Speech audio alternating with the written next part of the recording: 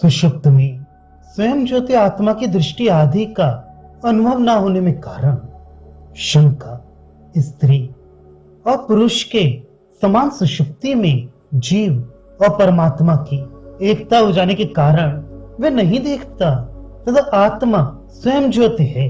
ये कहा गया। स्वयं ज्योतिष्ठ का अर्थ है चैतन्यात्म स्वरूपता।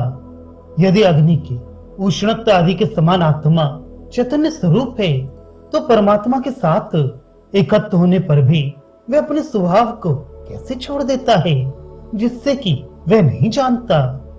और यदि वह स्वभाव को नहीं छोड़ता तो यह सुषुप्ति में देखता क्यों नहीं है? वह चैतन्य स्वरूप है और दूसरे को नहीं जानता। ये कथन तो सर्वथा विरुद्ध है। समाधान, ये विरुद्ध नहीं है, ये दोनों बातें भी संभव ही हैं। किस प्रकार? वह जो नहीं देखता सो देखता हुआ ही नहीं देखता। दृष्टा की दृष्टि का कभी लोप नहीं होता क्योंकि वह अविनाशी है। उस समय उससे भिन्न कोई दूसरी वस्तु है ही नहीं जिसे देखे। वह जो सुषुप्ति में नहीं देखता सुनिश्चय उस अवस्था में देखता हुआ ही नहीं देखता। तुम जो ऐसा जानते हो कि वह सुषुप्ति में नहीं देखता सो वैसा मत समझो। क्यों? क्योंकि वहां भी वह देखता ही रहता है। शंका, किंतु वह सुषुप्ति में इस प्रकार नहीं देखता ऐसा हम जानते हैं क्योंकि वहां चक्षु या मन कोई भी इंद्रिय दर्शन में व्यापार करने वाली नहीं होती। दर्शन और श्रवण आदि इंद्रियों के व्यापार करने पर ही दिखता है अथवा सुनता है, ऐसा व्यवहार होता है। और वहां हम इंद्रियों को व्यापार युक्त नहीं देखते, इसलिए यह नहीं ही दिखता है। समाधान, नहीं तो फिर क्या बात है? ये देखता ही है। किस प्रकार? क्योंकि दृष्टा दर्शन क्रिया के कर्ता की जो दृष्टि है उस दृष्टि का जो विपरीलोप विनाश है वह नहीं होता। जिस प्रकार अग्नि की उष्णता अग्नि की सत्ता तक रहने वाली है उस प्रकार ये दृष्टा आत्मा तो अविनाशी है। अतः आत्मा के अविनाशी होने के कारण आत्मा की दृष्टि भी अविनाशनी है। वह दृष्टा की स्थिति तक रहने वाली ही है। शंका, किंतु दृष्टा की वह दृष्टि है और उसका लोप नहीं होता। ये कथन तो परस्पर विरुद्ध है। दृष्टि तो दृष्टा द्वारा ही की जाती है। दृष्टा कर्ता होने के कारण ही वह दृष्टा कहा जाता है।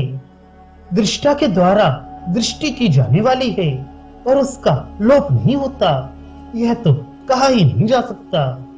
यदि कहो कि न विपरीलोप्यते इस वचन के अनुसार वह अविनाशिनी होनी ही चाहिए तो यह ठीक नहीं, क्योंकि वचन तो केवल ज्ञापक है। कृतक वस्तु का विनाश न्याय प्राप्त है, अतः उसका सैकड़ों वचनों से भी निवारण नहीं किया जा सकता, क्योंकि वचन तो जो वस्तु जैसी प्राप्त हुई है उसे वैसे ही सूचित कर देने वाला है। समाधान, ये दोष नहीं है, क्योंकि आदित्य आदि के प्रकाशक के समान इसका देखना भी उत्पन्न ही है। जिस प्रकार आदित्य आदि नित्य प्रकाश स्वभाव होते हुए ही अपने नित्य स्वाभाविक प्रकाश से प्रकाश करते हैं, वे स्वयं अप्रकाश स्वरूप होकर उससे अपने से भिन्न प्रकाश उत्पन्न करके प्रकाशित करते हैं, ऐसा उनके विषय में नहीं कहा जाता। तो फिर क्या बात है? वे अपने स्वभाव रूप नित्य प्रकाश से प्रकाशित करते हैं। इसी प्रकार यह आत्मा भी अपनी अविनाश स्वरूपा नित्य दृष्टि के कारण दृष्टा ऐसा कहा जाता है। शंका, तब तो इसका दृष्टत्व गौड़ है। समाधान, नहीं, इसी प्रकार तो इसका मुख्यत्व सिद्ध हो सकता है। यदि आत्मा का दृष्टत्व किसी दूसरे भी प्रकार से देखा गया होता तो इसके दृष्टत्व की गौड़ता हो सकती थी, किंतु आत्मा के दर्शन का कोई अन्य प्रकार तो है नहीं। अतः इसी प्रकार आत्मा का मुख्य दृष्टत्व उत्पन्न हो सकता है, किसी अन्य प्रकार से नहीं। जिस प्रकार की आदित्य आदि का प्रकाशक अपने सर्वभूत नित्य एवं अकृत्रिम प्रकाश के कारण है, और यही प्रकाशकत्व मुख्य भी है, क्योंकि उसका कोई अन्य प्रकाशक होना संभव नहीं है। अतः दृष्टा की दृष्टि का सर्वथा लोप नहीं होता। इस उक्ति में विरोध का लेश भी नहीं है। शंका, किंतु तिरछ प्रत्यांत शब्द का प्रयोग तो अनित्य क्रिया के कर्ता के विषय में ही देखा गया है, जैसे छेदता, भेदता, गंता इत्यादि। उन्हीं के समान दृष्टा पद में भी समझना चाहिए। ऐसा कही तो समाधान, ऐसी बात नहीं है, क्योंकि नित्य प्रकाश स्वरूप आदित्य आदि के विषय में प्रकाश्यता ऐसा प्रयोग देखा जाता है। शंका, प्रकाशकों में कोई अन्य प्रकार न हो सकने के कारण वहां भले ही ऐसा प्रयोग हो जाए, परंतु आत्मा के विषय में तो ऐसा नहीं हो सकता। समाधान, नहीं, क्योंकि यहां भी आत्मदृष्टि के लोप न होने का प्रतिपादन करने वाली शक्ति है। शंका, मैं देखता हूं, मैं नहीं देखता, ऐसा विपरीत अनुभव देखा जाने के कारण आत्मा की दृष्टि नित्य नहीं हो सकती। अगर ऐसा कहें तो समाधान, ऐसी बात नहीं है, क्योंकि यह अनुभव तो चक्षु इंद्रिय के विशेष व्यापार की अपेक्षा से है। इसके सिवा जिनकी आंखें नष्ट हो गई हैं, उनकी भी स्वप्न में आत्मदृष्टि का सद्भाव देखा जाता है। अतः आत्मा की दृष्टि तो अविपरिलुप्त स्वभाव भी है। इसलिए ये पुरुष उस अविनाशिनी स्वयं ज्योति स्वरूपा दृष्टि से स्वप्न में देखता ही रहता है। शंका, तो फिर नहीं देखता, ऐसा क्यों कहा जाता है?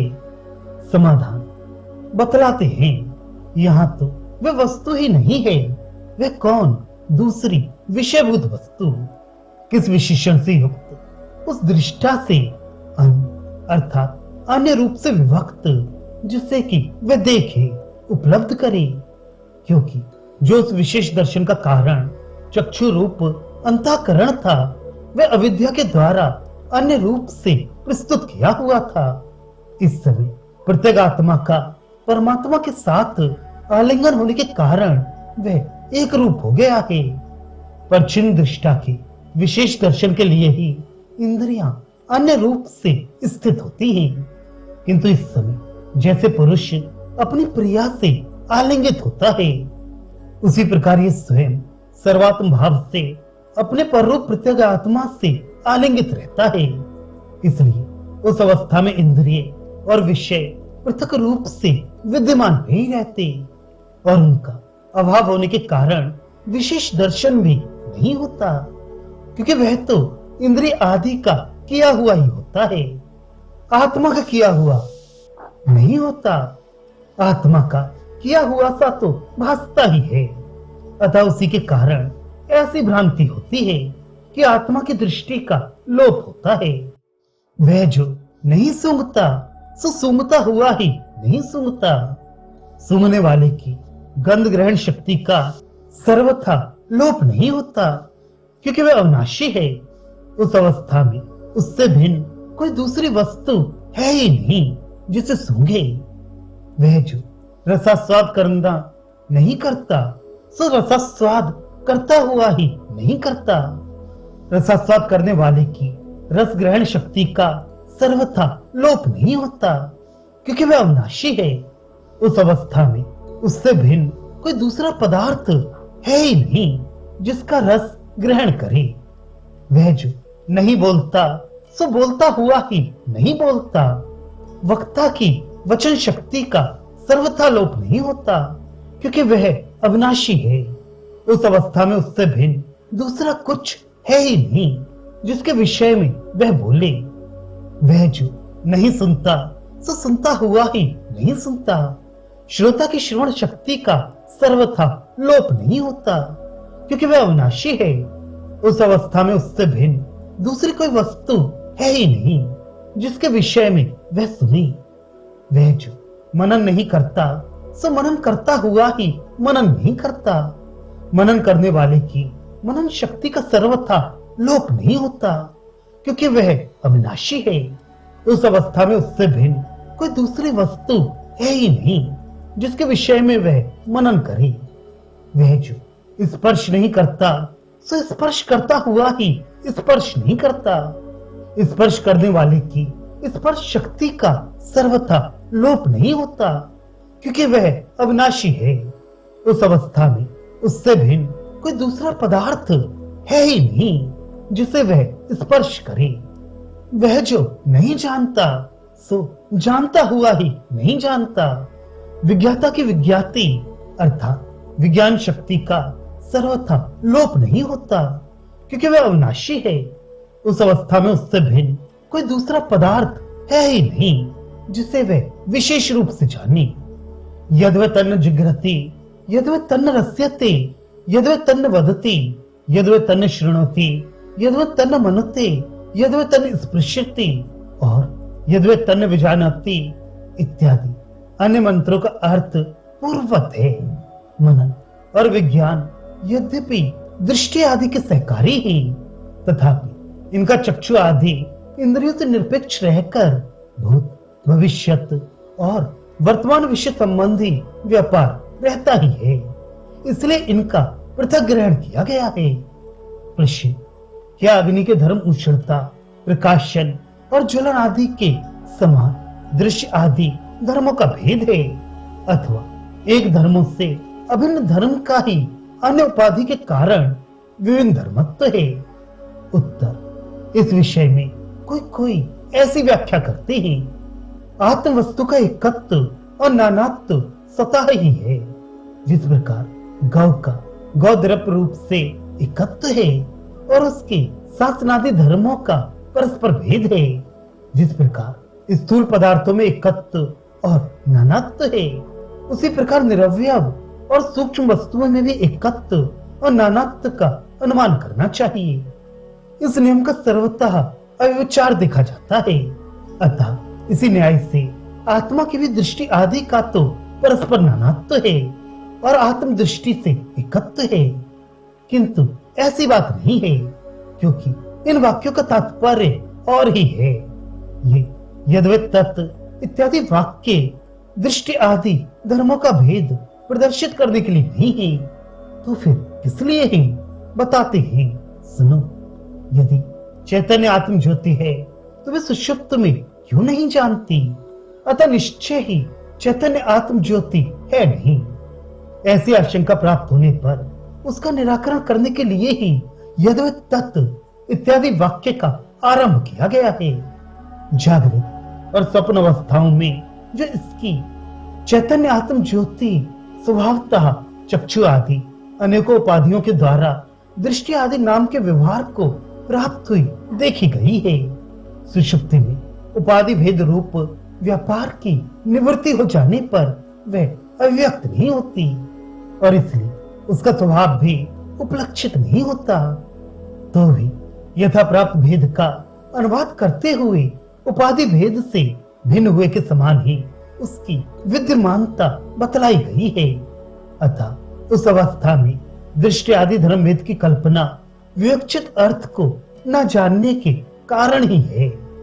आत्मा लवण खंड के समान प्रज्ञानिक सघन स्वरूप है, ऐसा प्रतिपादन करने वाली श्रुति से विरोध होने के कारण भी ये कल्पना उचित नहीं है। तथा ब्रह्म विज्ञान और आनंद स्वरूप है।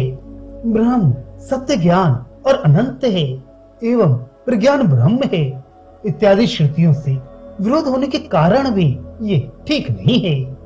शब्द की प्रवृत्ति से भी चैतन्य के भेद की कल्पना ठीक नहीं है। नेत्र से रूप को जानता है, श्रोत्र से शब्द को जानता है, रसना से अन्न के रस को जानता है। ऐसी शब्द की लौकिक प्रवृत्ति भी सर्वत्र ही दृष्टि आदि शब्दों के वाच्यों को विज्ञान शब्द की वाच्यता दिखलाती है और शब्द की प्रवृत्ति भी प्रमाण ही है। इस विषय में दृष्टांत भी बन सकता है। जिस प्रकार लोक में स्वच्छ स्वभाव युक्त स्फटिक मणि हरित नील एवं लोहित आदि उपाधियों के संसर्ग से केवल उन्हीं के कारण उनके आकार की हो जाती है। स्वतः स्फटिक के तो स्वच्छत्व स्वरूप के सिवा हरित नील एवं लोहित आदि धर्म भेद की कल्पना की ही नहीं जा सकती। उसी प्रकार चक्षु आदि उपाधि भेद के संयोग से ही प्रज्ञान घन स्वरूप आत्म ज्योति की दृष्टि आदि शक्ति भेद उपलक्षित होते हैं, क्योंकि इस स्फटिक की सच स्वभावता के समान प्रज्ञान घन भी सच स्वभाव है। स्वयं ज्योति होने के कारण भी आत्म भेद अनुपन्न है।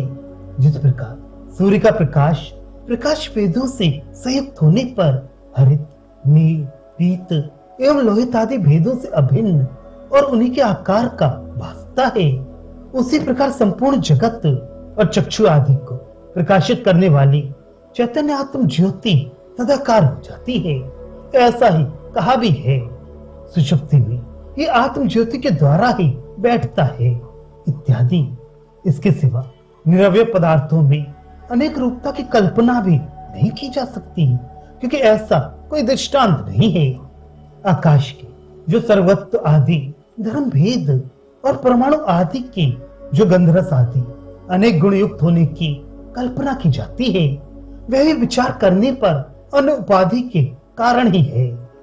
आकाश का जो सर्वगतत्व है वह स्वतः उसका धर्म नहीं है।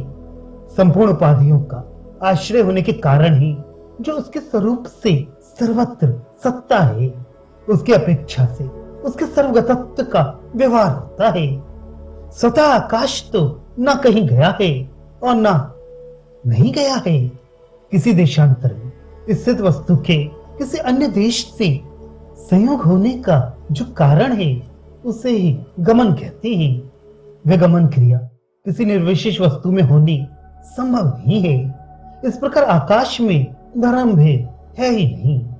इसी प्रकार परमाणु आदि में भी समझना चाहिए। गंधघन भूता पृथ्वी का जो अत्यंत सूक्ष्म गंधात्मक अवयव है उसे ही परमाणु कहते हैं। उसी के गंधवत्व गंध गुण युक्त होने की कल्पना नहीं की जा सकती।